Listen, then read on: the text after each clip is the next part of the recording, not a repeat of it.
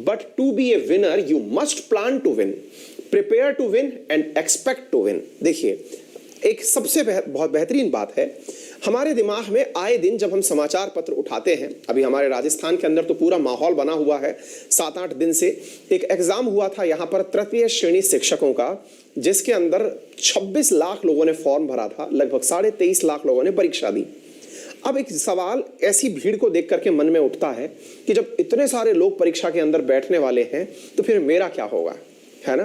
तो हमारे मन में ये वाली लाइन कि मैं तो पैदा ही जीतने के लिए हुआ हूं, मैं तो जीत कर रहूंगा, तो जीत का सही मायना है क्या। आप में से बहुत सारे लोगों ने एक मिथ्या धारणा दिमाग में बिठा ली है। मिथ्या है, मिथ्या क्यों है, मैं आपको अभी थोड़ी देर में आंसर देता हूं। हमने ये भाव बिठा लिया है कि यार जीतने का सीधा सा अर्थ होता है कि मैंने जिस एग्जाम में बैठने की प्रयास किए उसमें मैं पास हो जाऊं। लेकिन क्या आपको लगता है कि वास्तविक जीत आपकी वही है। मैं एक बार के लिए यह सोचता हूं कि मैंने राष्ट्रपति के पद के लिए नामांकन भर दिया या मैंने प्रधानमंत्री के लिए चुनाव में अपने आप को नॉमिनेट कर दिया, तो क्या वाकई में लगता है कि मैं ये कर जाऊंगा। आप पूछेंगे कि सर कर तो सकते हैं, सर क्या नहीं कर सकता इंसान। नहीं, हमारी यही जो सोच है ना, इसी सोच के कारण हम अपने जीवन के बहुत सारे साल खराब कर देते हैं। आप पूछेंगे क्या कहना चाहते हो आप। मैं कहना चाहता हूं कि मैं अगर राष्ट्रपति के इलेक्शन के लिए उतरना चाहता हूं तो मुझे पता होना चाहिए कि इसकी बेसिक जरूरतें क्या हैं। क्या मैं उसकी उम्र का क्राइटेरिया पूरा कर रहा हूं। बोले सर कर रहे हो। क्या मेरे पास में जितने सांसदों की सहायता आवश्यक है वो उपलब्ध है। क्या मुझे पता है कि मेरे पक्ष में कितने सांसद हो पाएंगे। एकदम इलेक्शन प्रोसीजर का मतलब समझिए। ठीक इसी प्रकार से मैं एमपी के इलेक्शन में खड़ा होना चाह रहा हूं। क्या मुझे पता है कि मुझे कितने लोग वोट दे सकते हैं, मैं कितने लोगों को जानता हूं, या मुझे यह पता है कि मैंने यहां पर कितने लोगों के लिए काम किया है। अल्टीमेटली आप इस पॉइंट को समझने का प्रयास करें।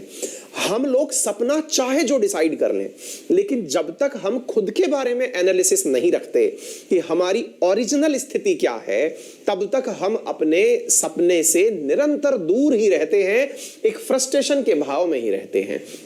मैं लक्ष्य कुछ भी निर्धारित कर सकता हूं। मैंने निर्धारित कर लिया कि भाई मुझे तो ना रेस में नंबर 1 पर आना है, इंडिया में जब भी रेस होगी मैं नंबर 1 पर आऊंगा।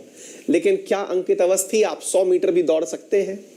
मतलब आपको पहले यह पहचानना है कि सपना वर्सेस रियलिटी, और रियलिटी के अंदर अगर सपना आपने फिक्स कर ही लिया है तो अब उस रियलिटी पर काम करना शुरू करिए। आपकी जीत, अगर अंकित अवस्थी 100 मीटर भी नहीं दौड़ पाते, अगर वो एक दिन 200 मीटर दौड़ने लगते हैं तो सही मायने में ये भी उनकी जीत ही कंसीडर की जाएगी।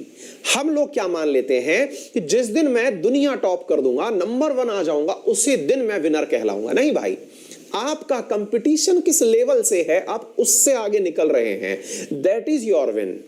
हम लोगों का मानना है कि मैं इस एग्जाम में क्वालिफाई कर गया तो विनिंग है। नहीं भाई, मैं तो ये पूछता हूं कि जिस दिन आप तैयारी में उतरे थे, आपको लगता था कि आप तैयारी में उतर के काम कर जाएंगे, कि आपको पता था कि आप इतने नंबर ले आएंगे।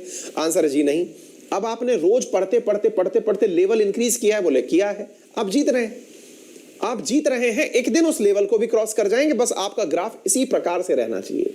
सीधा सा अर्थ समझिए साथियों। अपने आप को यह समझाने का प्रयास करिए कि आप जहां कल थे वहां से बेहतर अगर आज हैं तो जीत रहे हैं आप अपने आप को यह मत समझाइए कि कोई एग्जाम या कोई व्यक्ति या कोई परिस्थिति यह निर्धारित करेगी कि आप विनर हैं या लूजर हैं। नहीं, आपकी गत स्थिति क्या थी और आज की स्थिति क्या है, यह निर्धारित करेगा कि आप जीते हुए हैं या हारे हुए हैं। पैमाने बदलते रहेंगे। जैसे कल WHO ने पॉल्यूशन का पैमाना और ऊपर सेट कर दिया, इसका मतलब ये थोड़ी है कि हम कभी स्वच्छ हवा में नहीं जा पाएंगे। सुधार किया जाना जरूरी है। उम्मीद है अब आपको ये प्रॉपर बात समझ में आ गई होगी। समझ में अगर ये वाली बातें भी आ जाएं तो कमेंट बॉक्स में मुझे बता दिया करो कि हाँ, ये दिशा आपके लिए उपयोगी थी, है ना।